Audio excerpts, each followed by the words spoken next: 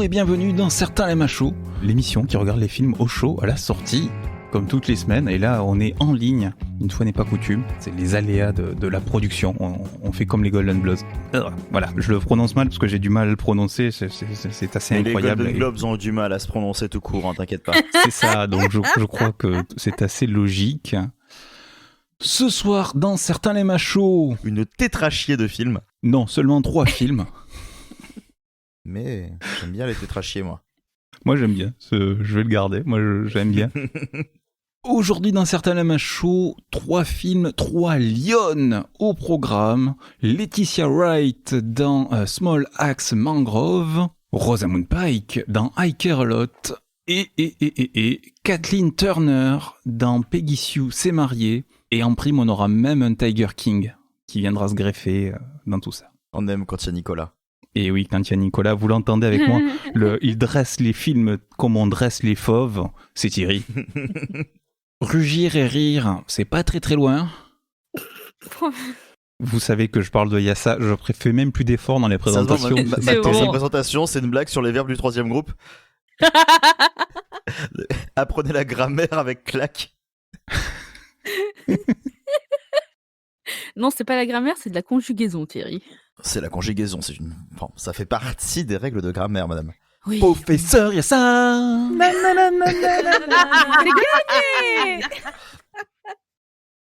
Donc c'est officiel, à 3, on va durer plus longtemps que quand on est 5. C'est l'objectif de ce soir, voilà. Donc j'espère que vous avez marqué 3 heures sur votre épisode ce soir.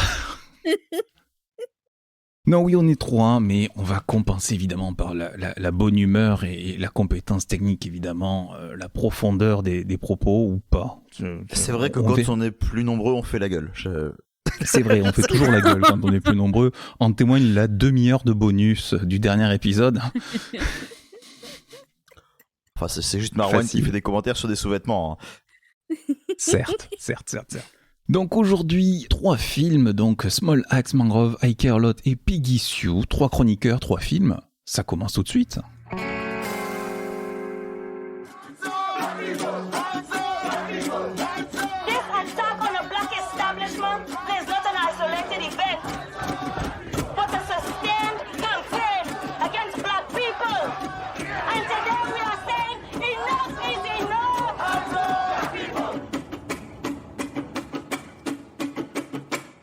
Coup de sang à Notting Hill, rien ne va plus.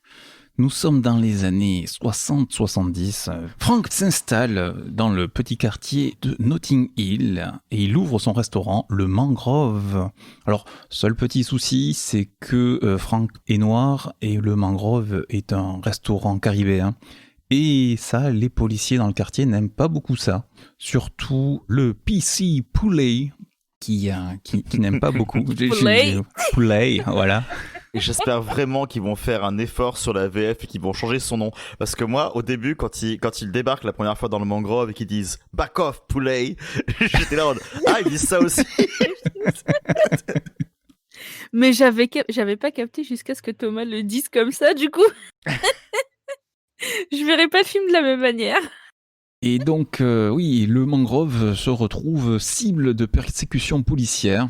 Donc, suite à des altercations avec les flics et avec des descentes répétées sans raison, un harcèlement policier, les habitants du quartier en ont un peu marre et vont manifester. Ils vont manifester devant le commissariat, ça va évidemment dégénérer, il va y avoir des arrestations. Et donc, on va suivre le procès des 9 de Mangrove, de 9 personnes qui ont été interpellées durant cette manifestation. C'est une histoire vraie. Ce sont les Mangrove 9. C'est un peu comme les Chicago 7, mais britanniques. Ouais, mais c'est ce que j'allais dire justement. Tu te rends compte que pour faire un film de qualité, il suffisait de rajouter 2 persos. C'est ça. Ça s'éjoue à pas grand-chose. Et donc on va assister au procès. Donc Mangrove va raconter justement le déroulé de ce procès. Mangrove, c'est le premier film d'une anthologie de Steve McQueen, Small Axe, commandé par la BBC. Donc on a 5 films de Steve McQueen, comme ça d'un coup, cadeau. C'est comme ça, faites-vous plaisir. J'adore la BBC. Ah, quand elle fait des choses comme ça, on l'aime. Hein. C'est ça. Ouais. Alors chez nous, on n'a pas la BBC, mais c'est disponible sur Salto. Qui l'eût cru? Il y a des trucs à voir sur Salto, Ah semble-t-il. non mais Salto, le truc qui a fait marrer tout le monde en mode c'est ridicule quand ça va débarquer, personne va regarder. Enfin, je sais pas encore ce qu'il en est niveau chiffres, mais les mecs ils débarquent avec Smolax, avec la saison 4 de Fargo, et je crois pas qu'ils ont que ça hein, sous le coude. En fait, c'est vraiment pas dégueu le catalogue Salto. Et ils sont sérieux, hein. Ouais. Ouais. Ça déconne pas, d'autant que Mangrove et Lovers Rock, qui sont les 2 premiers épisodes de l'anthologie, faisaient partie, enfin non, sont d'ailleurs, font partie, toujours, hein, ça n'a pas changé, de la sélection officielle de Cannes 2020. Donc on attendait Mérite. Mangrove, on attendait, et on l'a en série finalement sur Salto. Et si tu te poses la question, oui, Notting Hill, c'est bien le petit endroit où Julia Roberts a vécu une relation toxique avec Hugh Grant quelques années plus tard. C'est ça, d'où le jeu de mots coup de sang à Notting Hill, voilà. Il était pas mal, il était joli. Ah putain, j'avais pas capté. Waouh. Tu captes pas grand chose Aïe. ce soir, Yassa, qu'est-ce qui se passe? Non, ça va. Un film fort, un film poignant qui est sorti, alors qui était déjà dans la sélection Cannes 2020, donc on peut pas dire que ça soit... Enfin, il bénéficie du mouvement Black Lives Matter, mais bon, il était déjà en préparation bien avant. C'est un film dans l'air du temps, un film en colère, un film militant. Chers amis, est-ce que ça vous a donné envie de vous lever Comment jugez-vous ce film ? C'est un film dans l'air du temps, mais c'est un film qui est aussi totalement inscrit, je dirais, dans les thématiques de Steve McQueen depuis quelque temps. Même si je dis ça, mais en réalité, quand même, quand tu regardes ce qu'il faisait avant, on va dire, de s'intéresser à la question noire avec 12 Years a Slave, déjà même dans Hunger, il était assez révolté quand il parlait de la façon dont les vétérans de l'IRA avaient été traités dans les prisons britanniques. Donc oui, en soi... Steve McQueen, c'est pas un léger dans l'engagement, il est souvent très très vénère, mais je trouve qu'en fait, il arrive, même si des fois il le fait de façon vraiment très poussée, mais moi ça me dérange pas parce que d'un autre côté, c'est un cri du cœur, il y a besoin que ce soit sale, quoi. Je trouve qu'il le fait avec une colère immense, sans tomber dans une sorte de caricature, tu sais, un peu macabre en fait.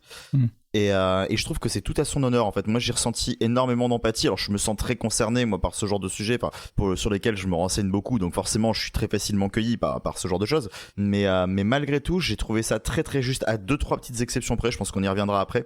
Mais ouais, moi je savais pas du tout de quoi ça allait parler. Enfin je savais que ça allait parler de ça, mais je savais pas quelle époque il avait choisi. Je m'étais pas trop renseigné. J'étais juste Steve McQueen fait 5 films là-dessus. Voici le premier, matons-les, et j'ai été très très surpris, très agréablement surpris. Et je me dis que si les 5 sont de cette qualité-là, on n'est pas sorti de l'auberge. Oui, film de qualité. Alors, la série a reçu un Golden Globe dans les acteurs de série. Hop, je l'ai noté un peu plus loin parce que... Là, je suis d'accord. C'est ça, alors, un Golden Globe du meilleur acteur pour John Boyega, meilleur acteur dans une série. Alors, il n'est pas dans cet épisode-là, précisément, donc on pourra pas... Dans Lovers Rock, c'est ça? Alors, je sais plus dans lequel il est. J'ai juste vu qu'il était nommé, je sais pas dans lequel il est. Mais je crois qu'on va tous les voir de toute façon. Donc. Oui, de toute façon, moi, je vais profiter... Je pense que je vais profiter de mon essai Salto pour finir. C'est ça, moi aussi, c'est ce que je pensais faire. On note aussi à ses côtés Laetitia Wright, alors que le grand public connaît pour Black Panther, mais qui fait partie des grandes figures. C'est peut-être celle qui porte le plus la colère. Hein. Elle joue une militante Black Panther, notamment. Elle joue Alcia Jones. Et donc, c'est elle qu'on voit sur les promos. Hein. C'est elle qui est mise en avant, c'est elle qui porte le cri, c'est elle qui, dans la colère, c'est elle qu'on entend dans l'extrait de bande-annonce ici. C'est elle qui porte, elle donne beaucoup d'énergie, hein, je trouve.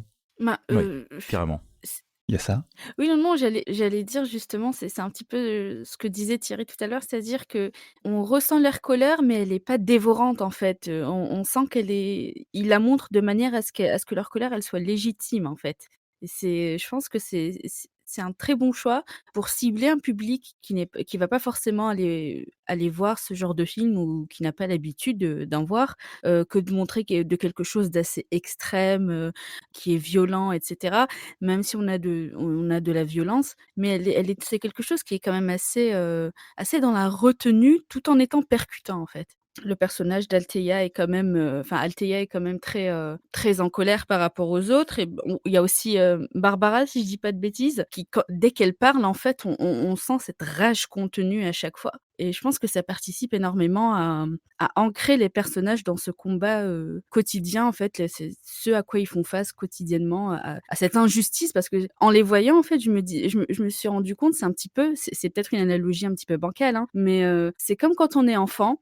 qu'on n'a pas fait une bêtise, mais que les parents nous accusent quand même et on a ce sentiment d'injustice immense. On se dit: «Mais je n'ai rien fait, pourquoi vous me faites ça?» Et bon, à plus grande échelle évidemment, c'est beaucoup plus porteur évidemment pour la cause des noirs, mais comme disait Thierry, ouais, on ressent énormément d'empathie pour eux, quoi. Et j'ai tellement eu envie de claquer la gueule des flics. C'est je voulais claquer leur gueule à chaque fois, c'était incroyable. Mais en fait, tu vois, dans les traitements de ce genre de film, après moi ça me cueille facilement, que je dis même un film qui va jouer en mode gros sabot, gros violon, va me plaire, même un truc comme La couleur des sentiments par exemple, c'est l'exemple auquel je pense généralement, qui le fait de manière vraiment très académique américaine et c'est très vulgaire dans la façon de faire, moi ça me parle quand même. Mais là en fait, avec le côté caméra au point, cette espèce de façon d'être constamment proche des personnages et de montrer aussi des moments de joie, mais qui sont montrés de la même manière en fait, en disant ben c'est leur quotidien quoi qu'il arrive, que ce soit les moments où ils arrivent à décompresser ou les moments où ils sont obligés de tomber dans la violence et la colère, tout est montré de la même manière avec le même filtre, ce qui offre un côté naturel qui est assez réjouissant. Et ce sur quoi on peut parler avant justement de partir sur les antagonistes, c'est le soin qui est apporté à la retranscription, que ce soit tant dans les décors qui sont assez minimalistes au final. On a le mangrove, on a le tribunal et on va avoir 2-3 passages de rue, donc le passage devant le commissariat, 2-3 angles de rue et la rue du mangrove. On ne montre pas grand chose, mais du coup tout ça c'est très bien foutu. Et là par contre où le soin apporté est hallucinant, c'est sur les accents des personnages. Ouais. Ouais, les accents des C'est Caraïbes, dingue. on le sent, hein. Ouais. Ouais. Et nous, on n'a pas forcément l'oreille, donc je pense on distingue à peu près, mais on peut pas les pointer exactement, mais on sent que voilà, il y a une différence, c'est un melting pot quand même de personnes qui sont venues d'un peu partout, quoi. Ouais, puis Ouais.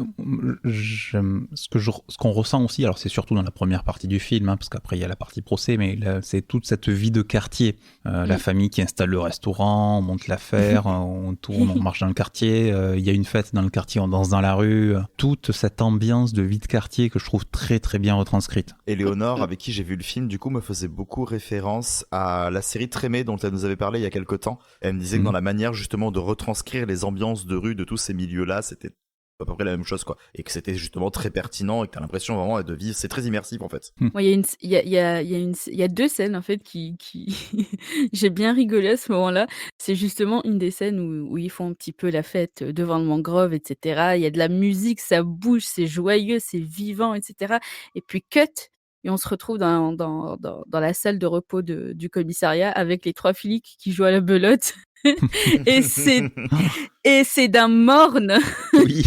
abyssal. C'était jouissif.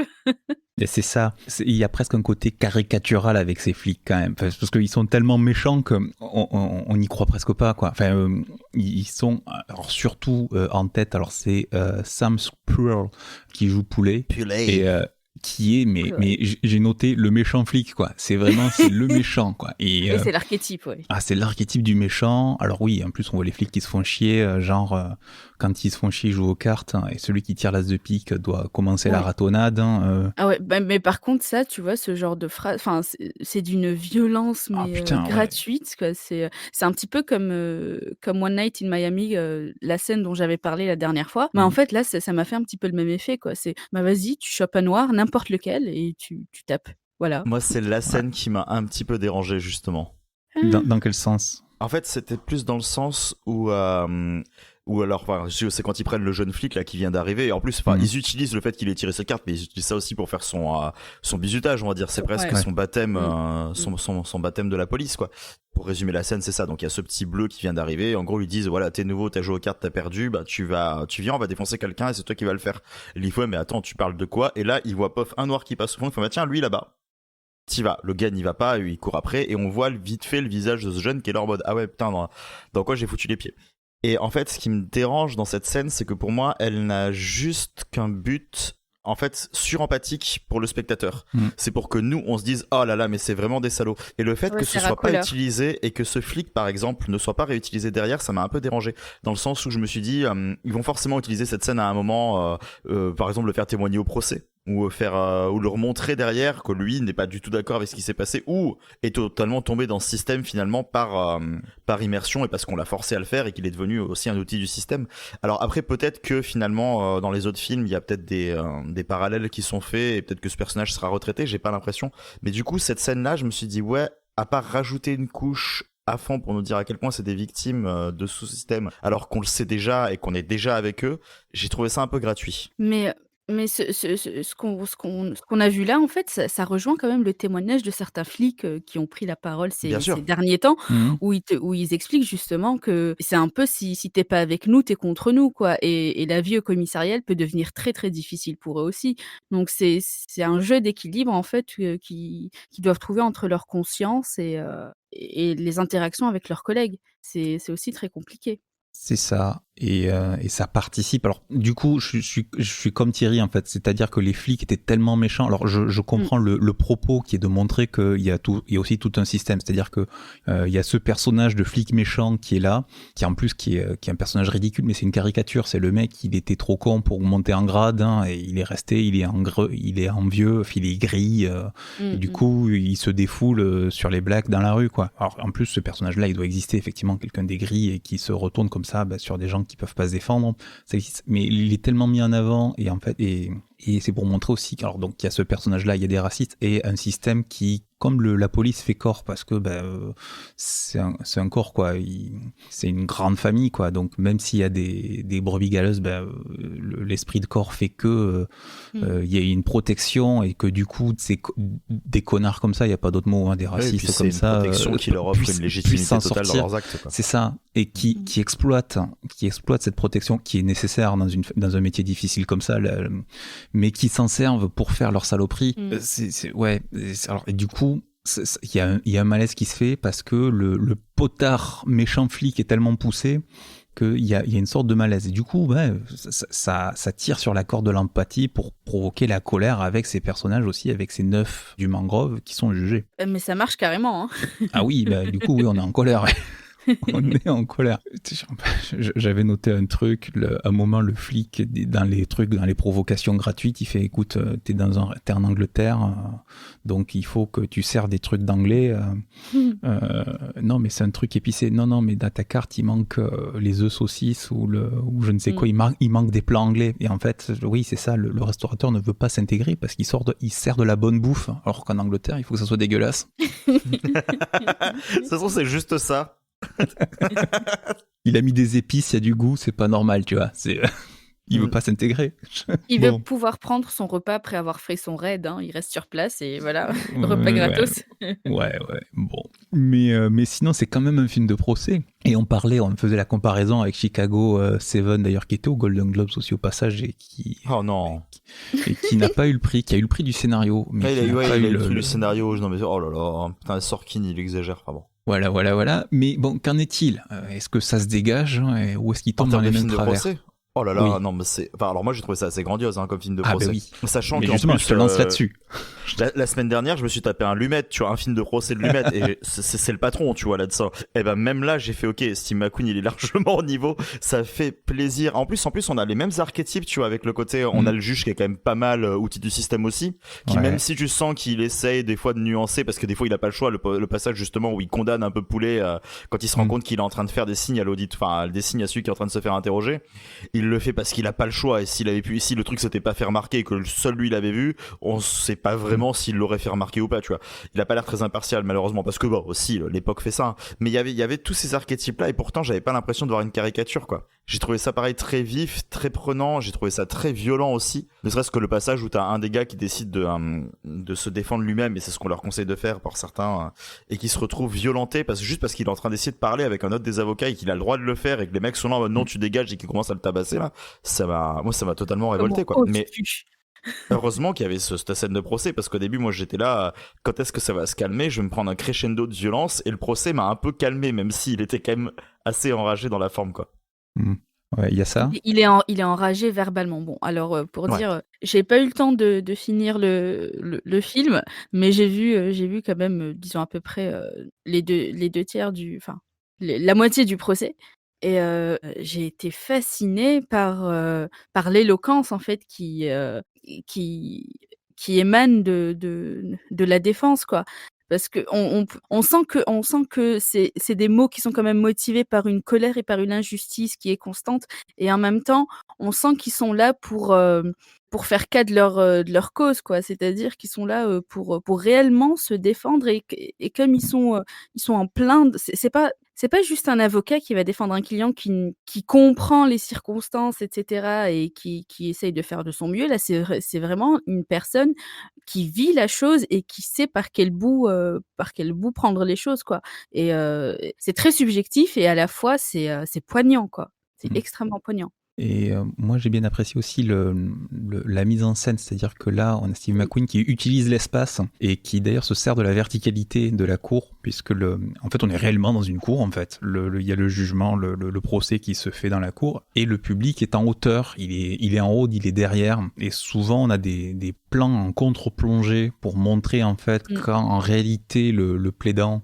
s'adresse à l'histoire ou à l'opinion publique ou quand quand il s'adresse au public même indirectement, en fait, on voit avec la contre-plongée justement le public en haut, les têtes qui dépassent et donc qui souligne en fait le côté entre guillemets universel, enfin ce dialogue, ce plaidoyer qui va au-delà de la cour, qui va au-delà du procès en fait. Et je trouvais ça intéressant la manière dont il utilise l'espace aussi régulièrement. Ouais.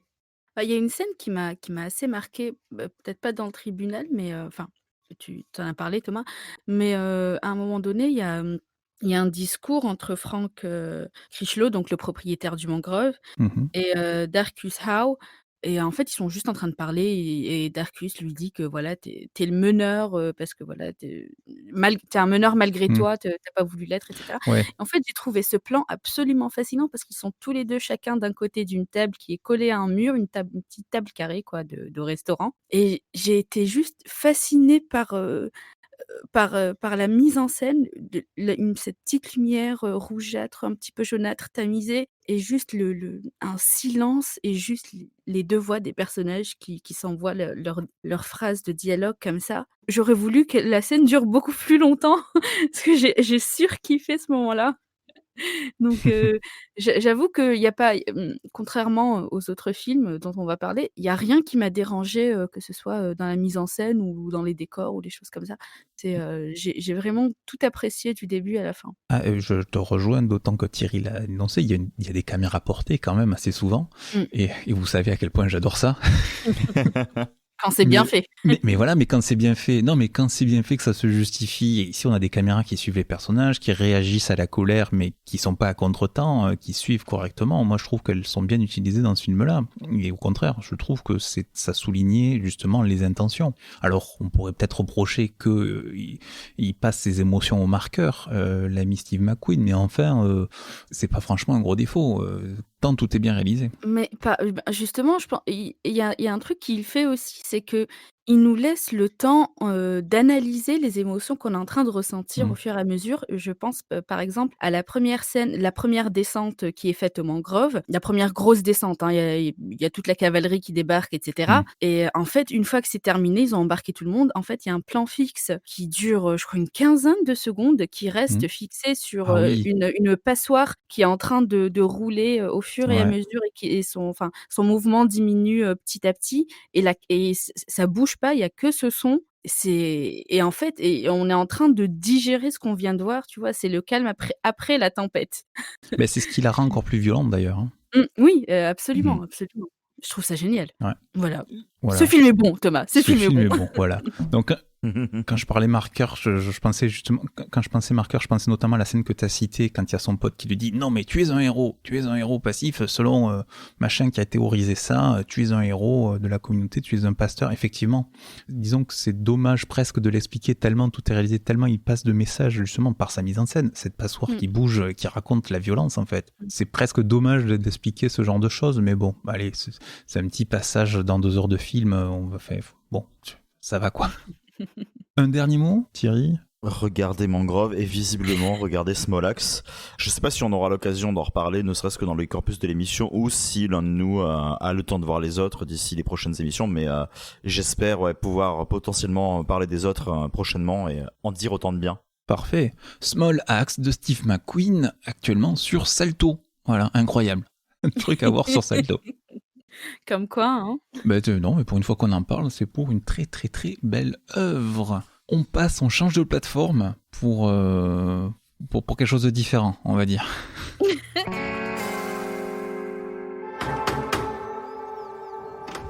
Good morning, Miss Peterson. I'm sorry to disturb you so early. The court has ruled that you require assistance in taking care of yourself. I'm fine. I'm afraid it's not up to you to decide. The court has appointed me to be your legal guardian. What? You have to come with me.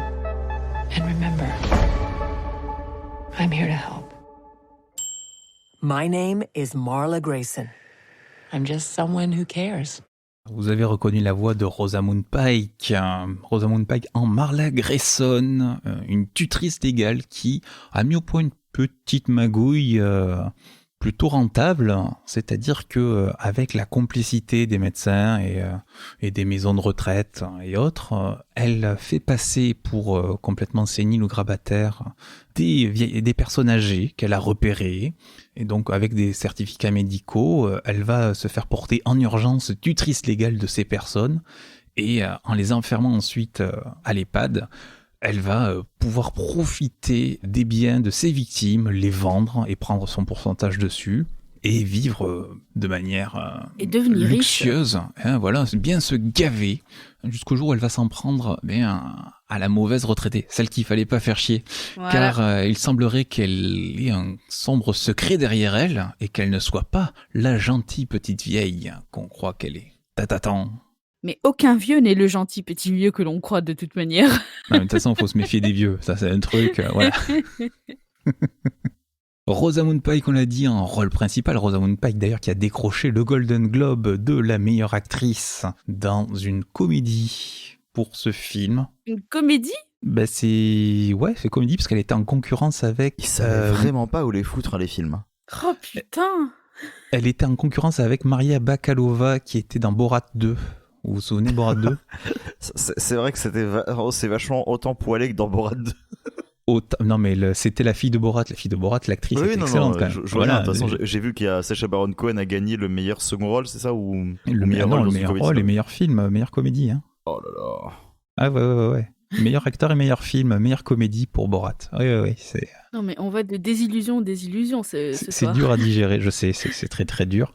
Et on aurait dû voir Nomadland là au début de l'année, celui qui a gagné le meilleur film, meilleur drame et le prix de la meilleure réalisatrice. Mais comme les salles sont fermées, on attend. On verra ce que ça donne. Mais ça sera un autre sujet. On revient sur I Care a Lot. Avec Rosamund Pike, avec également Eiza González qui joue Fran. Elle n'a pas de nom de famille, elle s'appelle Fran. Voilà. C'est la femme C'est de la copine d'enfer. Peut-être. Ah oui, c'est peut-être ça. Le côté nounou. Donc qui joue la copine de Marla. Diane West qui joue la retraitée. Et Peter Dinklage, notre ami Tyrion Lannister, qui joue un mafieux qui n'est pas très très content de la tournure des événements, pour ne pas en dire plus. Et qui servira d'antagoniste. On va pas dire de méchant, parce que le héros est un méchant, est une méchante. Donc voilà. Tu vois, Peter Dinklage, que j'ai vu dans le film de Sidney Lumet dont je parlais la semaine dernière, là, Jugez-moi coupable. Et tu vois, une fois de plus, quand il a une partition à jouer, il est impliqué. Et là, je suis pas sûr que ce soit le cas. Bon, du coup, est-ce que ça vaut le coup de casser son plan épargne retraite pour s'acheter un abonnement Netflix et regarder I Care a Lot? Non. Ah merde. Un peu plus de détails, s'il vous plaît.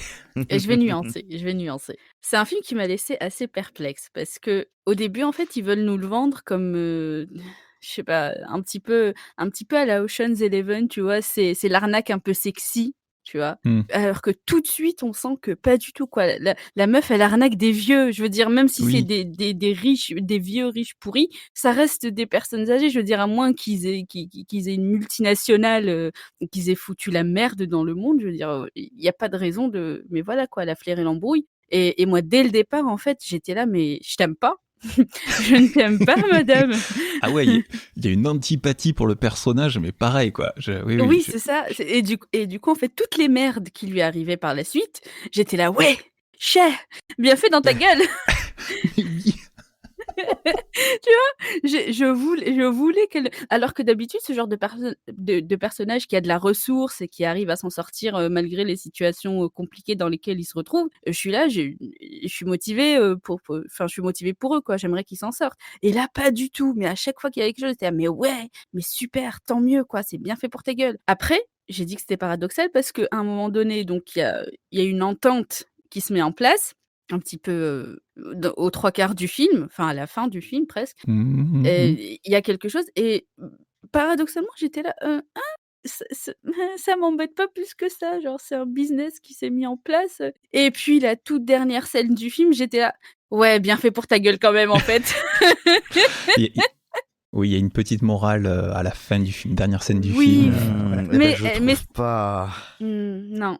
Oui, c'est ça colle pas en fait. Thierry. Pour moi, le film glorifie le personnage et ça me dérange mais c'est ça. énormément. Ça le Ouais. glamourise à souhait. Alors, c'est vrai que c'est un gros souci, c'est que je vais avoir du mal. Enfin, je pense que je vais essayer de développer autrement, mais je vais avoir du mal à vraiment pouvoir développer mon argumentaire sans spoiler la scène de fin, qui pour moi est encore plus problématique que tout le reste. Mais du coup, je vais essayer de l'évincer, ça va pas être simple. Mais en fait, ouais, moi c'est vrai qu'en soi, j'ai pas tant de soucis que ça avec le fait qu'on nous présente une anti-héroïne. En fait, pourquoi pas? Je veux dire, c'est pas la première fois qu'on suit ce genre de perso. Ça peut être un Rise and Fall, ça peut être plein de trucs. J'ai aimé un truc comme le Loup de Wall Street, alors que Jordan Belfort est bien plus dangereux que cette nana pour la société. C'est pas dérangeant parce que le film prend clairement parti de nous dire ouais, mais c'est une grosse merde que t'es en train de voir. Là, j'ai pas eu l'impression qu'il nous disait ça. Il nous dit clairement oui, c'est pas bien ce qu'elle fait, mais c'est tellement glamourisé, c'est tellement banalisé, et même avec sa voix off où elle s'est pas spécialement appliquée, où elle est pas en train de nous dire qu'elle a honte concrètement de ce qu'elle fait, et qu'elle en a vraiment conscience. C'était très dérangeant. Et alors, si c'est pour en plus nous mettre en face des gros méchants vilains pas beaux, il y a un côté, le seul retour de justice que tu te prends, c'est quand tu te frottes à plus fort que toi. Et ce que j'essaie d'évincer sur la scène de fin, comme tu disais, il y a ça. Moi, j'ai pas ressenti le bienfait pour toi parce que j'ai trouvé que, enfin, on a une forme entre grands guillemets de justice qui s'abat sur elle, sauf que c'est par une personne que l'on voit plutôt dans le film, qui est décrite à la caméra comme quelqu'un d'un peu perdu, d'un peu détraqué, qui a pas l'air de pouvoir vivre autrement. Enfin, c'est l'archétype même physique d'une espèce de geek américain dégueulasse. Et du coup, tu te dis, ah ouais, c'est ça que vous appelez la justice en fait. C'est-à-dire, il y a aucun. C'est l'électeur de Trump, quoi. Bah, elle reçoit la justice de la part d'un pauvre, en fait. Ouais, mais c'est pas. Ouais, mais en fait, le problème, c'est que nous montrer ça, c'est que c'est en train de se dire, c'est le seul moyen de lutter contre ces gens-là. J'ai eu l'impression qu'on était en train de nous dire, vous pouvez pas lutter de toute façon. En fait, le système est trop fort pour vous. Alors peut-être que c'est une façon fataliste de voir le truc, mais c'est vrai que nous offrir juste un espèce d'exutoire comme ça à la fin du film, qui ne nous offre pas une solution de justice, un vrai truc. J'étais là, ouais. En fait, tu soutiens à mort le perso parce que l'autre personnage qu'on nous montre n'est pas positif. C'est ça. Mais le scénario est très très très cynique, et moi j'ai vu cette scène-là comme le personnage est très méchant et il faut trouver un truc qui lui arrive dessus parce que sinon ça va pas aller, parce que moralement ça va pas, parce que ouais, c'est quand même quelqu'un que minute 1 je la déteste. Enfin, c'est parce que non mais on a vu des cambrioleurs, on a vu des trucs, on a vu des méchants qu'on voulait soutenir, quoi, parce que voler un vieux, pourquoi pas, voler des banques, pourquoi pas, mais là, il y a le vol des vieux, alors, elle les vole, elle les spolie, elle les enferme, elle les prive de leur liberté, elle arrive à la fin, à un moment, la femme à laquelle elle s'attaque, c'est, oh là là, la nana, c'est mon idole, c'est-à-dire qu'en gros, tous les symboles positifs, c'est sa victime, et elle s'y attaque, mais elle s'en fout, mais au contraire, quoi. Il y a zéro remords, il y a zéro remise en question. Le personnage est un monstre froid et c'est une véritable connasse. Et en plus, elle le dit. Enfin, je veux dire, bien sûr. Non, mais en fait, le truc, c'est que j'ai l'impression qu'il n'y a pas d'évolution de personnage, zéro. parce que les méchants, tu vois, à un certain moment, en fait, on va commencer à développer de l'empathie parce que on va faire en sorte soit de le faire agir d'une manière à susciter l'empathie, soit expliquer son background. Enfin, il y a quelque chose qui va venir titiller un petit peu cette branche chez nous. Alors que là, en fait, pas du tout. C'est une connasse du début à la fin. Et il n'y a rien qui change.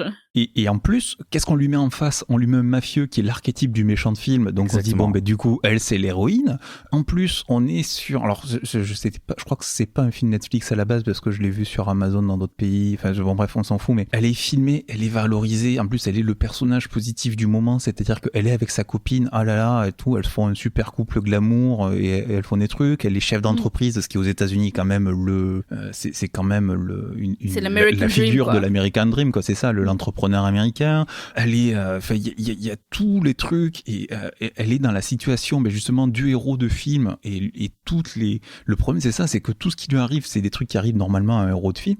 Et je me suis dit, mais attends, mais on est où là? Je préfère le méchant qui est pourtant un méchant lambda à souhait. C'est ça.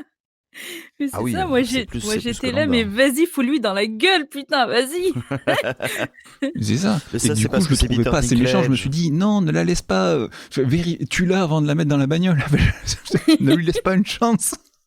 Mais oui, c'est ça. Mais tu vois, mais c'est là que le film me pose souci, là où d'autres m'en poseraient moins. C'est que, à la limite, j'aurais presque préféré qu'il assume totalement son propos et que elle arrive à faire tout ce qu'elle entreprend, qu'elle s'en sorte, que du coup elle n'évolue pas dans ce sens-là, et que justement le film nous laisse sur cette note amère de des gens qui ont essayé de lutter contre elle n'ont pas réussi, qu'on se soit par exemple Ouais. maintenu à un cadre un peu plus légal avec justement le gars au début qui essaie de revoir sa mère et tout, qui lutte contre elle et qui essaie de faire appel régulièrement, mais à chaque fois ils arrivent à le contourner. Et on pourrait voir ces personnes qui par exemple, je sais pas, trouvent des moyens légaux de réussir à la contrer, mais qui se font quand même éclater par le système parce qu'elle a totalement compris comment le manipuler. Ça, j'aurais trouvé ça génial en fait. Nous mettre au final des mafieux pour lui créer des enjeux, voilà, c'est une façon de dire il y a que la criminalité qui peut la stopper. C'est déjà assez dangereux comme message à passer. Mais c'est ça. Après, voilà, pourquoi pas. Et c'est vrai que, mais sauf que ça remplit pas non plus le constat du cinéma de divertissement. Il y a 2-3 scènes assez sympathiques. Hein. Il y a la petite scène de poursuite en bagnole que j'ai trouvé sympa. Ça se regarde, hein, globalement. J'ai pas passé un moment affreux, mais j'ai pas trouvé qu'il y avait des moments qui étaient relevés, qui étaient hors d'un lissage. Tu vois, là, tu dis que c'est pas un film original de Netflix. Je me suis posé la question. J'ai trouvé ça très lisse, en fait.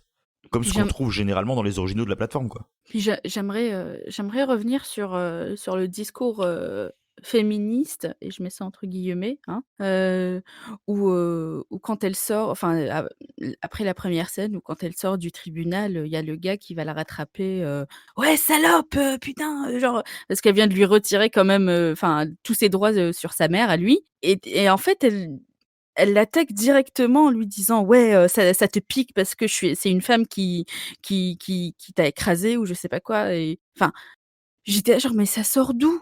Le gars, il est vénère parce que, parce que tu lui as retiré sa mère. Ça aurait été toi, ça aurait été un mec, ça aurait été pareil. Non, ça après pour le coup, elle est censée jouer la carte du elle est totalement dans son droit et elle ne fait rien d'illégal.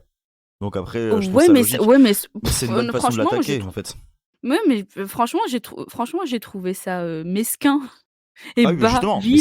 c'est ultra mesquin, sauf qu'en fait, justement, en agissant comme ça, elle peut le faire tomber dans une violence, ce qui fait que si sur le moment il y a des témoins, ils vont clairement dire ah bah ouais, regardez comment il lui a parlé, c'est elle qui l'a attaqué, elle s'est Oui, défendue. oui. Tu vois, je veux dire, je trouve qu'en soi, dans la posture, cette scène-là garde une certaine logique qui me déplaît pas, quoi. Ouais, mais ça, franchement, je trouve que ça, par exemple, ça sert pas du tout la cause féministe de prêter, Pas si c'est censé d'avoir la des motifs. servir, hein, d'une certaine façon. Je sais pas. Moi, franchement, ça m'a piqué, du coup. Pour le coup, son discours-là, j'ai pas trouvé ça très valorisant pour la cause, quoi. Ouais, c'est ça, ouais. Bon, bref. Oui, le personnage m'a beaucoup dérangé. Et après, bon, alors, le plot de départ de suivre une méchante et l'arnaque, je trouve que après, en matière de scénario, le plot de départ est très réussi. Cette arnaque-là est très bien fichue, la mécanisme marche bien, et son rapport avec le mafieux, je trouve qu'il y a une logique. Je trouve que ça se déroule pas trop mal. Il y a une certaine originalité sur la fin, mais qui est totalement logique. Même si tout ce qui se passe entre le plot du début sympa et le plot de fin, la conclusion, avant la scène, la scène balayage moral, on va dire, je l'appelle comme ça, mais la conclusion et le début, je trouve que ça c'est pas mal. Entre ça, bon, c'est assez convenu. Mais c'est ça qui est dommage aussi, c'est qu'après ça reste très très standard, quoi. Enfin, ça reste assez moyen. Mais d'autant que, ouais, comme tu le dis, en termes de ne serait-ce que les performances, Rosamund Pike est très bien, elle fait vachement bien le taf. Et ça m'agace que ce soit pour un film d'exploitation comme ça. C'est un peu comme dans Radioactive, où j'étais là en mode, putain, elle est géniale là-dedans. Mais qu'est-ce que le film est vain, quoi. Et ça m'emmerde. Et je trouve que par rapport aux autres, Peter Dinklage, qui clairement n'en a rien à foutre d'être là, elle, au moins, je trouve que voilà, elle propose quelque chose et tout. Bon, c'est un rôle avec lequel elle est totalement en confiance, c'est un rôle qu'elle a déjà joué, mais justement, ça fonctionne, quoi. Oh, Peter Dinklage, moi je l'aime bien. Moi je trouve que ça passe. Je l'aime quoi qu'il arrive et je suis toujours content de le voir, mais j'étais là, bon, tu t'es pas foulé tonton, quoi. Non, mais bon, écoute. Non, c'est vrai qu'on a quand même l'habitude de mieux de sa part, tu vois. Genre, enfin, Il a fait le minimum syndical. Ah, ça va, le minimum syndical, c'était dans X-Men. Hein. En même temps, il y avait rien à jouer, donc bon. Je l'ai pas vu. Enfin, j'ai pas vu les X-Men, donc j'ai pas dû faire gaffe. Non, c'est dans un bon film hein, pour le coup, mais son rôle est vraiment très très fonction, donc c'est compliqué d'en faire quelque chose quoi. Ouais. X-Men ou Thor? Si, il est dans Il est Days dans of X-Men Future Past. Ah, j'ai oublié ce film, putain. Ok. Ah, c'est les voyages dans le temps, ça. On a des trous. C'est ça. Après, on sait plus du tout qu'est-ce qui est vrai, qu'est-ce qui a été modifié. En parlant de voyage dans le temps, je vous propose de passer au prochain film. Oui. Oh, Voilà. la transition. Oh, la transition wow. de fou. Donc, on vient de vous parler de I Care a Lot de G. Blakeson, dispo sur Netflix en France et Amazon dans d'autres pays, donc je ne sais pas. Regardez ça en fonction de l'endroit où vous nous écoutez. Voilà. Allez, prochain film. Je pense qu'on va passer un meilleur moment. What do you think, Peggy Sue? You bought an Edsel. Now, she's got the chance to start over again. I have a headache. This time, she'll know better. Did we break up? Because if we did, I don't even know about it. What if you fall into the hands of some madman with plans to manipulate your brain? Well, that's why I was getting a divorce. I'm a grown woman with a lifetime of experiences you can't understand. Girls mature faster than guys. Peggy Sue s'est mariée. Peggy Sue Got Married de Francis Ford Coppola, film de 1986, 1h43, avec Kathleen Turner.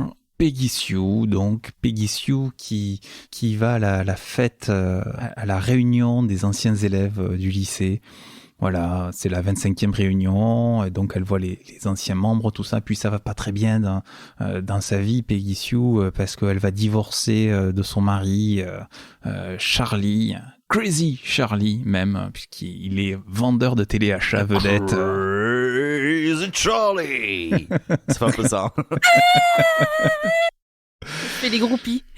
Interprété par l'incroyable Nicolas Cage. Voilà, Oh Nicolas. Imagine qu'attends, nous, on voit l'incroyable Nicolas Cage à l'époque. C'était juste Francis Coppola qui disait « Hé, neveu, tu veux bosser ?» C'est tellement ça. Mais durant cette fameuse fête, alors qu'elle doit parler sur l'estrade, elle fait un malaise, elle fait une syncope, elle tombe dans les pommes et elle se réveille 25 ans en avant, en 1960, durant ses années de lycée. Et bien, c'est l'occasion de changer les choses, peut-être ne pas se remettre avec Charlie et peut-être se mettre avec, je ne sais pas moi, Richard Newick, se mettre avec le nerd qui est devenu riche, ou se mettre avec le beatnik, le beau gosse poète, l'occasion. Beatnik communiste, attention. Beatnik communiste, oui, alors là, oui, on a tout là, on a tout. Un film dans lequel on retrouve également dans des petits rôles Helen Hunt, Sofia Coppola aussi, ou bien Jim Carrey. Moi j'étais content de voir Jim Carrey, là tout jeune, tout minot. Helen Hunt, La c'était bonne triste parce que c'est vrai que pareil, tu sais nous on sait qu'elle est connue quoi, mais du coup tu la vois à peine, c'est triste. Ah ben là oui, là on est tous J'étais vénaux. content de voir Helen Hunt. Voilà. Grave. Et Sofia Coppola aussi, bon, qui a deux petites Oui. scènes.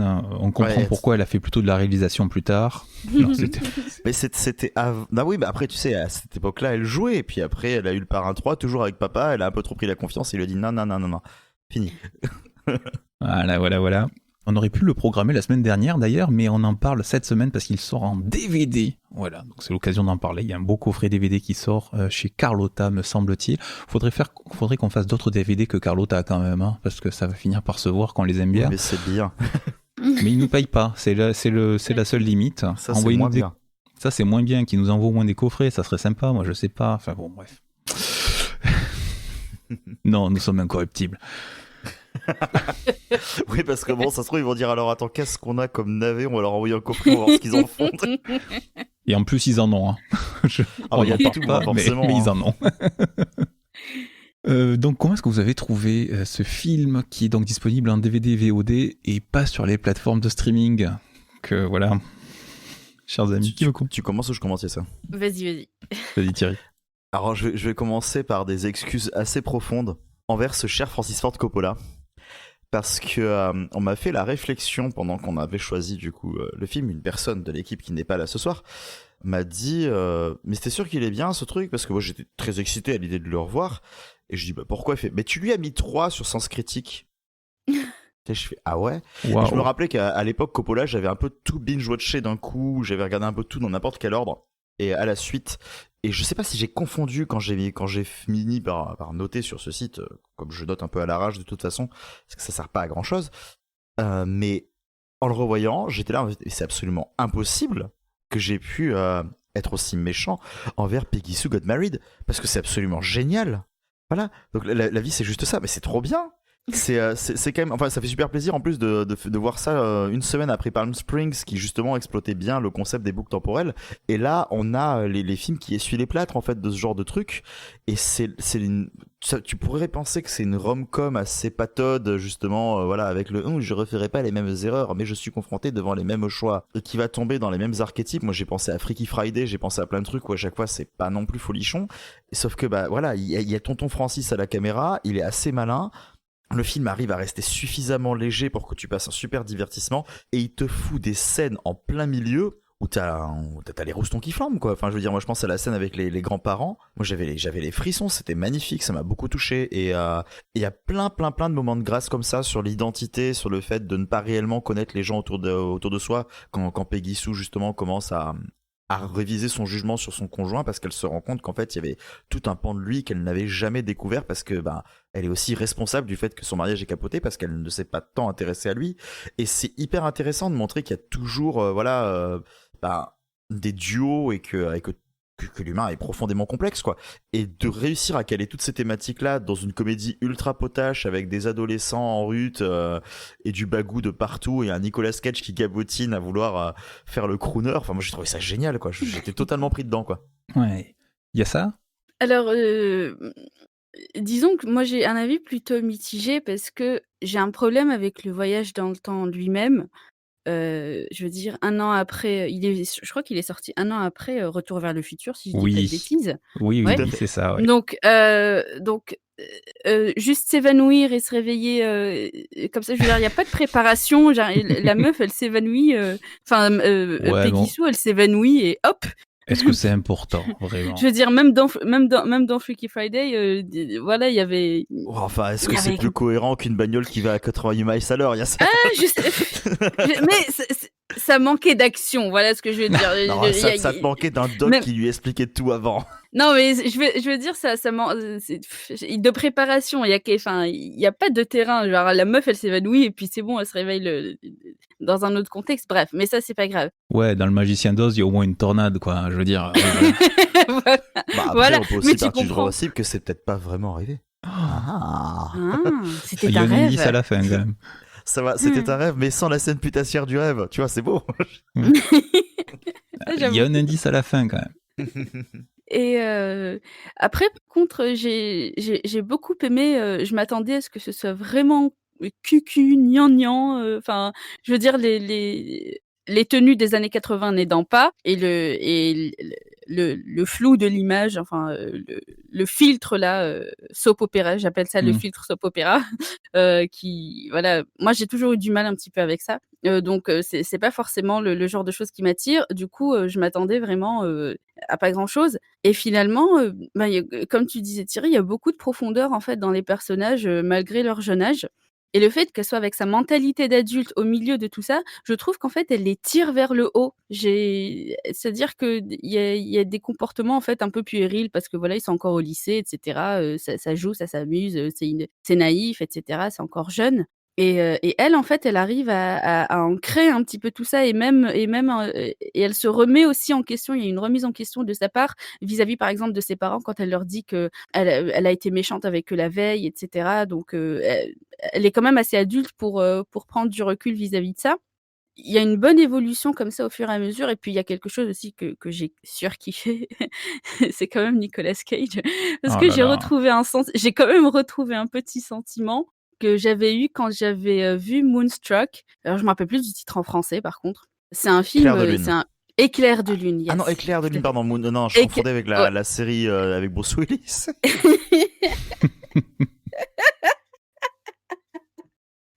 Oh my god. Du coup, je me disais, j'étais vraiment tombée amoureuse du personnage de Nicolas Cage quand j'ai vu ce film. Et je sais pas pourquoi, j'ai retrouvé ce Et dès qu'il a sentiment-là. parlé, c'était fini. Voilà. Mais justement, il a ce phrasé qui est très particulier et qui, je sais pas, j'avais envie de le prendre dans mes bras comme un bébé, de le câliner. Et franchement, Nicolas Cage, là, pour le coup, moi, je suis in, tu vois? Et après, il y a 2-3 scènes, franchement, qui m'ont paru un petit peu sorties de nulle part. Je veux dire, la cérémonie, pour renvoyer dans le temps, c'est sorti de nulle part. Avec la confrérie, là, oui, oui. Oui, mais j'ai rien compris à cette histoire. J'étais là: «Mais what the fuck?» Mais franchement, dans l'ensemble, j'ai bien aimé l'expérience. Ah ouais, moi je vous rejoins, c'est un film que j'ai plutôt bien aimé. J'irai pas jusqu'à crier qu'il est génial, mais c'est un film que j'ai quand même bien aimé. Parce que voilà, oui, comme tu dis, c'est quand même un film qui arrive un an après un certain retour vers le futur, l'histoire de quelqu'un des années 80 qui va tomber, tiens, dans les années 60. Ça alors. Ah, et avec ces voitures rutilantes, oh my god!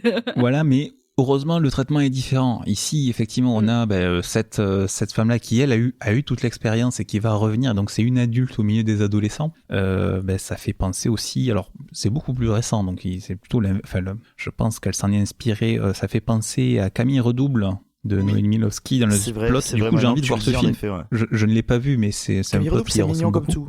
Voilà, mais ça me fait penser à... Donc je me suis dit, tiens, voilà, c'est vrai que c'est sur ma liste, hein, et ça serait une idée. Et ce qui est de marrant aussi, c'est que autant il y a un côté nostalgique qui se dégage, ça, les retours vers le futur, mais il y a un côté irrévérencieux, entre guillemets, aussi, et un peu plus cynique que dans le film d'aventure avec une DeLorean, parce que c'est un festival de kitsch, donc elle se fout de la gueule des fringues. Voilà, elle y va. Et quand tu vois Nicolas Cage avec son groupe de chanteurs et des vestes à paillettes, c'est on est sur du haut niveau. Il y a le côté intéressant, le fait qu'elle ait de l'XP justement, le fait que elle a pris de la confiance en soi, elle a de la bouteille. Il y a un renversement des codes, il y a un renversement qui se fait. C'est elle qui malmène les garçons, c'est elle qui les bouscule un peu, c'est elle qui mène la danse. Elle est active. Le seul problème pour cette pauvre Kathleen Turner, c'est que elle croyait qu'elle allait tourner avec le neveu de Coppola. Non, elle a tourné avec Nicolas fucking Cage, quoi, qui est incroyable dès qu'il est à l'écran, mais ça reste le neveu de Coppola, hein. Ouais, mais là on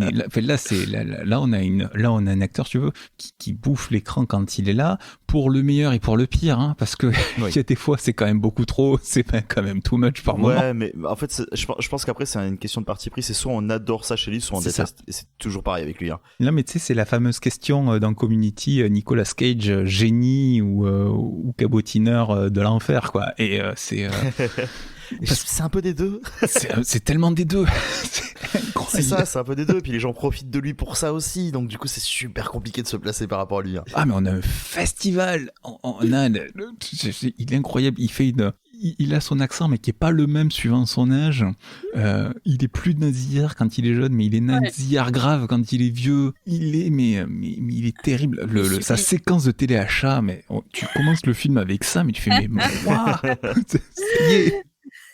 C'est clair, le mec il te met à genoux en 2 secondes, quoi. Bon, je veux voir un film sur le téléachat, là, sur Crazy Charlie, quoi. Oh, on a encore des beaux projets avec Nicolas Cage qui s'annonce, lui on demande pas trop. Oui, je parlais de Tiger King, là on va le voir en Joe Exotic, ça va être quelque chose aussi, je n'en doute pas.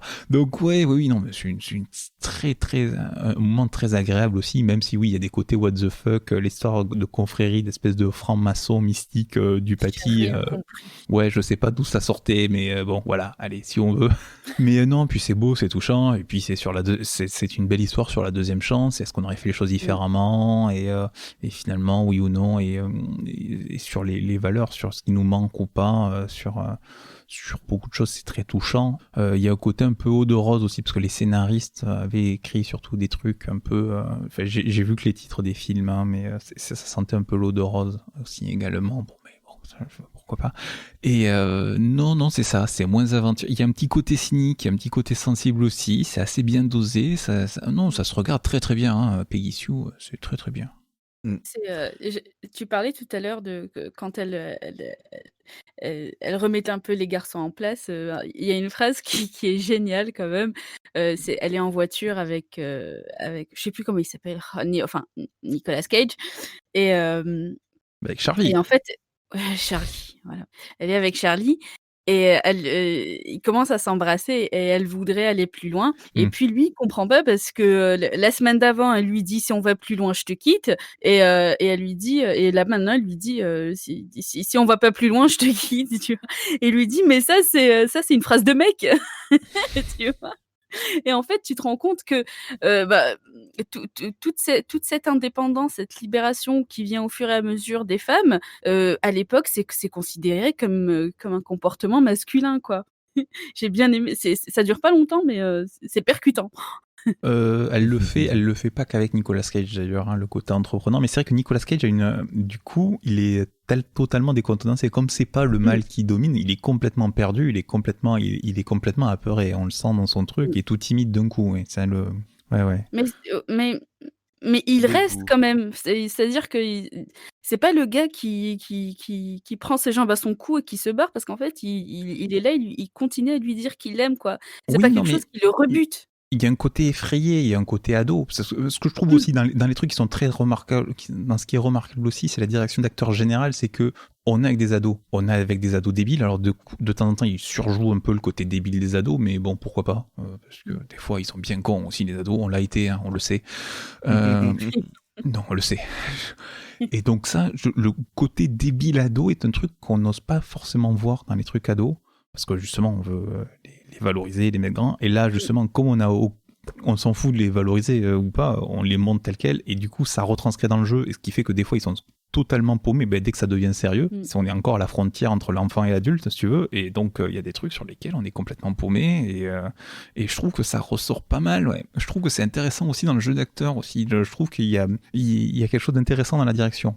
Bah après, en fait, si tu le replaces bien, et alors initialement, j'allais en parler pour le côté un peu plus léger du film, en fait, mais si tu le replaces dans la filmo de Coppola, il vient de faire une décennie de fou et très expérimentale, en fait, depuis à peu près, enfin, à moins de 10 ans avant, t'avais Apocalypse Now, hein, quand même, c'est pas dégueulasse, quoi. Mais à partir de là, il va partir dans l'expérimental, il va faire One from the Heart, il va faire Cotton Club aussi, il sort à peine de ça, et c'est des films qui vont tout le temps tenter d'aborder le cinéma par des filtres très visuels, et qui vont aussi traiter pas mal de la jeunesse. T'as Rusty James, t'as les Outsiders, t'as tout ça, et du coup, je pense il s'intéresse énormément à ça, et les tribulations, je pense, des jeunes adultes, je pense que ça l'intéresse énormément. Et là, il le fait de façon un peu plus légère, mais en gardant quand même un ton assez lourd, quoi. Pas assez lourd dans le bon sens, dans le sens justement, il te rappelle que malgré tout, même si c'est des jeunes qui s'amusent, qu'ils ont leur vie et tout ça, ils ont aussi des problèmes, ils ont aussi besoin de se remettre en question, et ils sont à une ère de leur vie où ils savent pas quoi faire, quoi. C'est plutôt beau. Ça irrigue le cinéma de Coppola, et je pensais pas à ce point, en fait. Et c'est vrai que oui, là, quand j'y réfléchis, je me dis, quand on voit tout ce qu'il a fait avant, oui, en effet, tu sens que ça lui tient à cœur au bonhomme, quoi. Très beau film que ce Peggy Sue s'est marié en DVD et VOD dès à présent chez votre revendeur ou en ligne. Profitez-en. J'ai pas de code promo par contre, désolé, on n'est pas partenaire. Donc, voilà. On n'a pas de code promo, par contre on a des recos. Et ça c'est cool. Ya. Welcome to the Love Box. C'est beau, c'est merveilleux, ce sont les recos. Voilà, on vient de parler de 3 films magnifiques. Small Axe, Mangrove, I Care a Lot et Peggy Sue s'est mariée, alors qu'on entend mes feuilles pendant que je parle dans le micro, c'est formidable.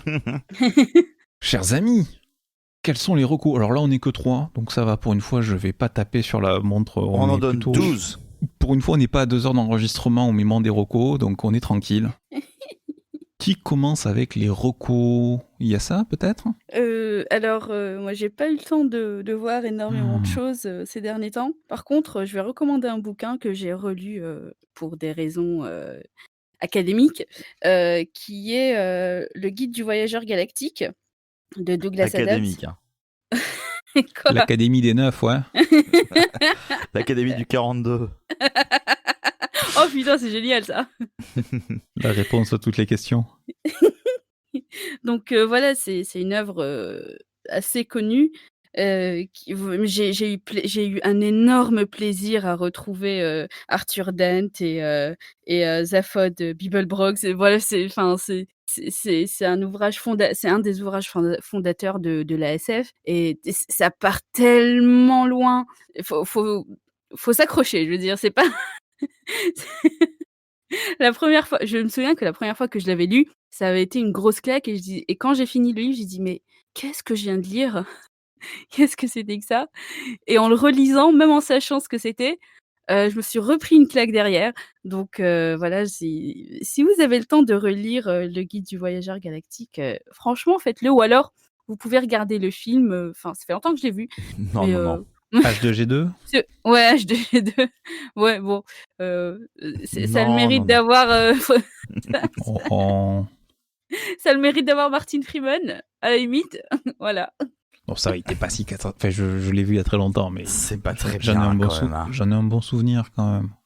Je pense Ah, il bien est que ça chouette, vaut il est pas le chouette. bouquin, mais Non, non, non, pas du tout. Mais pratiquement aucun film ne vaut le bouquin de toute manière. C'est des adaptations, on va pas tout mettre dedans non plus. Mais c'est un autre débat. Mais ne m'en non, parle franchement, pas, je suis en train de lire Dune. T'inquiète, Tu te fais t'inquiète du pas, mal, c'est très, Thomas. c'est très très bien Dune. Mais oui, oui, par contre, oui, ça tient bien à ce qu'on était en train de dire, pardon. mais voilà, c'est chouette. Franchement, ça met de la bonne humeur. Thierry, à toi.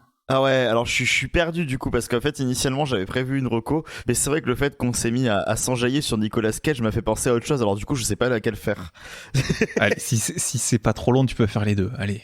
Ah, On bah, a du temps. la première je vais rester plutôt mystérieux, comme ça va être rapide, la deuxième je développerai un tout petit peu plus. Donc ma première reco c'est un film franco-brésilien que j'ai découvert mais par pur hasard, je crois que ça m'avait été conseillé par notre cher ami Jess, que nous avons de temps en temps avec nous, et voilà, j'ai regardé ça un peu par hasard et ça s'appelle Les Bonnes Manières. Et donc en gros Les Bonnes Manières, donc ça va raconter l'histoire d'une nourrice, enfin d'une sorte d'aide-soignante, enfin qui fait un petit peu tout, qui veut faire s'occuper de la maison, ce genre de choses, qui se propose en fait au service d'une femme et qui donc du coup va au début s'intégrer très facilement à la vie de famille, s'occuper de cette personne qui est un petit peu volage et qui est très très occupée et du coup très méprisante et qui n'a pas le temps pour rien, mais qui du coup a besoin de quelqu'un qui soit capable de s'occuper d'elle.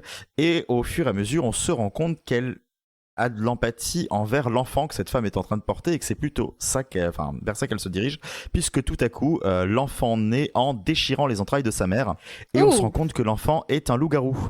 Et du coup cette femme en fait qui a l'air d'être plus ou moins au courant va emporter l'enfant avec elle et va l'élever comme un enfant, voilà, en l'enfermant les jours de pleine lune, en essayant de ne pas lui expliquer ce qu'il est, en essayant de lui faire avoir une enfance normale. Et tout le film est basé sur cette espèce de douceur à partir du moment où c'est un enfant innocent, pourquoi le condamner sous prétexte qu'il a cette pathologie en fait.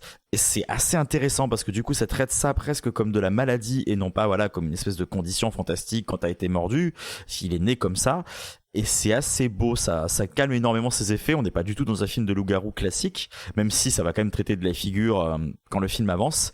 Et j'ai trouvé ça voilà très revigorant, très beau et très doux. Voilà, ça s'appelle Les Bonnes Manières. Nice. Et le deuxième, c'est juste, ça m'est venu là pendant l'émission parce qu'on parlait de Nicolas Cage. Vous avez envie de voir Nicolas Cage, mais est-ce que vous avez envie de voir Nicolas Cage dans un plan séquence de 40 minutes ? La réponse est oui. Snake Eyes ? Snake Eyes, ouais. Enfin, je sais pas si c'est 40 minutes exactement, j'exagère un petit peu. Et non pas le film du ninja de G.I. Joe. Non, dans l'année. Il n'existe pas encore, on est heureux, tout va bien. The Rock. On peut encore le renier tant qu'il est pas là. Pitié. Toi Thomas, tu l'as vu du coup ? Oui, mais il y a longtemps, oui. Et toi, Oui, Yassa, tu l'as vu ? d'ailleurs, je crois que c'était un faux plan de séquence parce qu'à un moment, il y a une coupure qui est camouflée. Enfin bon, on s'en fout, c'est un très beau plan. Quoi. Oui et non, parce que alors à l'époque, c'était beaucoup plus difficile de camoufler les plans séquences, hein, donc il est quand même quasiment complet. Et oui, donc voilà, en effet, donc Snake Eyes, ça se passe en fait pendant une finale de sport. Je ne sais plus exactement. C'est un match de boxe, non ? C'est un match de boxe, oui, c'est ça. Où il y a des enjeux politiques, où il y a des trucs, et en gros, donc Nick Santoro, qui est donc le personnage joué par Nicolas Cage, est un espèce de flic totalement pourri qui a ses meilleures places dans la pièce, qui a été appelé pour faire la sécurité de ce truc, mais qui n'en a strictement rien à foutre, puisque de toute façon voilà, il est pété comme pas possible, et si on l'a appelé à lui, c'est pas pour rien. Sauf que voilà, pendant la représentation, il y a un député, je crois, qui se fait déglinguer, qui se fait tuer, et du coup, Nick Santoro va faire un magnifique exezel. Il va se sentir très concerné par l'histoire et va dire non, c'est hors de question que je me laisse faire, et je vais essayer de résoudre cette enquête. Et donc on va avoir tous les jeux de pouvoir qui vont se mettre autour de lui, et donc le fait que le récit va être montré de toutes les façons dont il a été perçu par les personnages, par les antagonistes, par les protagonistes, sans jamais nous dire réellement quel est le rôle de qui, et c'est à nous de décortiquer le puzzle. Mais en fait, ce qui est très intéressant dans ce film, donc, c'est qu'il va se dévoiler sur à peu près 2 heures, et à partir du moment où on a donc le film qui se décline donc de tous les points de vue, donc quand le député se fait tuer. En réalité, on a déjà toutes les clés devant nous. On a déjà tout vu. Pendant un plan séquence immense où Nicolas Cage va passer dans toutes les salles, va aller partout, va faire le kéké, va aller voir les mafieux, va aller voir tous les gens qu'il rince habituellement. Et en réalité, c'est un procédé pour nous montrer tous les tenants et tous les protagonistes en fait de cette affaire. Et il faut être extrêmement attentif parce qu'après du coup, on va avoir les jeux de caméra qui vont nous montrer qui étaient les pièces de ce Cluedo. Et c'est passionnant de le revoir en fait et de justement s'apercevoir que tout s'imbrique de cette manière-là. Et c'est un film virtuose à fond et Nicolas Cage en fait des caisses, sauf que vu que la caméra coupe pas, à partir du moment où il commence vraiment à en faire des caisses, il a plus le choix donc il continue à en faire des caisses et c'est génial. Il se dit bon, j'ai mis ça comme attention de personnage et je vais devoir le tenir pendant une demi-heure. Je m'en souviens pas. Ouais, je m'en souviens pas vraiment. Ouais, du coup, ça me donne envie de le revoir. C'est un des films de De Palma qui me tardait énormément de revoir quand on a fait notre rétrospective avec Ellie et j'ai pas été déçu et lui qui l'avait pas vu, il était tout fou pendant tout le film. T'as l'impression de te prendre un shot d'adrénaline en pleine gueule, mais sauf que c'est de l'adrénaline avec Nicolas Cage qui vient te secouer la gueule pendant tout du long quoi. Tu m'étonnes. Ah, il est bon ce Nicolas Cage. Ouais. Ah yes. Oh, de toute façon, oui, voilà, il y a jamais trop de Nicolas Cage. De toute façon. Et toi Thomas? Ce soir, je vais vous parler un film un peu classique, hein, voilà. C'est un film que j'ai vu passer sur Netflix et puis je me suis souvenu que je l'avais en DVD, donc autant en reprofiter. Voilà, ça fait partie de cette pile de DVD qui s'entasse. La fameuse. Puis je me suis dit, on parle d'un film de procès, alors pourquoi pas un film de procès? Je vais vous parler du film de Bertrand Tavernier, Le Juge et l'Assassin. Oh mais oui, très très bien ça. Film de 76, alors film de procès sans procès, hein, parce qu'on ne verra pas le procès, on va voir l'enquête, mais pas le procès. Et donc ça se passe au 19e siècle, hein, on est sur, il y a un fond d'affaires Dreyfus qui est derrière. C'est un film très politique, hein, en sous-texte, puis même à la fin il n'y a plus de sous-texte du tout, avec Philippe Noiret et Michel Galabru, un duel incroyable. Michel Galabru qui joue un vagabond, un mec qui s'est fait virer de l'armée parce que il était trop violent et il va tomber en amour pour une jeune femme et il va la harceler carrément et faire chier la famille. Et puis comme elle veut pas de lui, il va essayer de la tuer, puis il va essayer de se suicider, ça marche pas, on va le mettre à l'asile. Et puis au bout d'un moment, il faut le faire sortir. Et puis comme il pète un câble, il devient serial killer, hein, voilà, tout simplement. Et on a Philippe Noiret qui joue le juge Rousseau, qui joue un juge de province, qui se sent pousser des ailes de héros, qui va remarquer que quand même il y a pas mal de crimes un peu partout qui se ressemblent et que en suivant les points sur la carte, le mec va passer dans sa région. Et donc il se met en tête de le traquer et donc de le faire condamner. Et donc il va, spoiler alerte, à un moment il va y réussir et donc ça va il va réussir à l'attraper et non mais du coup tout l'enjeu c'est le faire condamner et donc c'est le duel, il faut avoir des aveux, on est au 19e siècle, on condamne pas comme ça, il faut des aveux et donc c'est le duel entre eux pour avoir les aveux, pour monter le dossier, pour le faire condamner et pour pas qu'il passe pour fou, parce que bon, vous comprenez, s'il est fou, on peut pas le condamner à mort, et lui, ce qu'il veut, c'est le condamner à mort. Donc c'est un peu sordide aussi. Donc on a ces deux immenses acteurs, on a Michel Galabru dans un rôle dramatique à l'écran. D'ailleurs, je crois que c'est son seul au cinéma, son seul rôle dramatique. C'est très très rare, je crois. Ouais. Voilà, il a eu un César pour ce rôle, hein, parce qu'il est mais incroyable. Il a Philippe Noiret en face, qui d'autre que Philippe Noiret pour se mettre à ce niveau-là et pour tenir le coup et pour lui renvoyer la balle. Les deux sont vraiment excellents. À leur côté aussi Jean-Claude Brialy, Isabelle Huppert aussi qui sont là et non, on a du très très bel ouvrage, un très beau texte aussi. Non, c'est quand même c'est magnifique quoi. C'est incroyable. Deux très belles œuvres. Je suis bien d'accord. Tu m'as donné envie. C'était nos recos. Oui. Voilà. Dis donc, on a enregistré plus vite. On est que 3 en même temps, tu me diras. Mais si en plus on coupe les espaces. Oui, allô, oui, il y a ça, oui. Vas-y, rigole. Non, tu vas me détester. Tu n'as pas enregistré ta piste. Je n'ai pas déclenché Audacity. Alors, Je l'ai pas déclenché. Oh putain. C'est. Alors, on ne réenregistrera pas. Heureusement que Craig n'a pas planté. J'espère. Il dit rien. Craig ne dit rien, mais il est toujours dans la pièce, donc j'espère que c'est bon. Ouais. Voilà. Ben donc, on aura Craig. Voilà, tout simplement. Donc c'est bête d'avoir acheté un tout beau micro magnifique pour faire du podcast et finalement pas pouvoir l'utiliser, avoir le son de Discord. Bravo. Ça sera pour la prochaine fois. On aura le beau son du beau micro la prochaine fois. Tant pis. On l'a tous fait, l'erreur d'enregistrer. On l'a tous fait. Bon, ben, c'était les recos et c'était le micro pas enregistré, du coup. Merci. Si Craig plante, on va rigoler. Si Craig plante, on va avoir l'air fin. Merci Yassa. Merci Thomas. Merci Thierry. Oh, thank you very much, thank you. Et merci, chers auditeurs, de nous avoir écoutés jusqu'au bout. Vous pouvez retrouver cet épisode ainsi que les précédents sur votre application de podcast préférée. Retrouvez-nous également sur les réseaux sociaux, Twitter, Facebook, Instagram, @claacpodcast, CLAAC podcast. La semaine prochaine, encore de beaux films. On ne sait pas encore lesquels, on va en discuter là, mais on va vraiment noter cette fois-ci, hein. On va appuyer sur enregistrer. Et donc à samedi prochain, au week-end prochain, ou à tout de suite, suivant si vous les écoutez en boucle. Je ne sais pas comment vous faites. Voilà. Voilà. À très vite. Bisous, bisous, bisous. Bisous.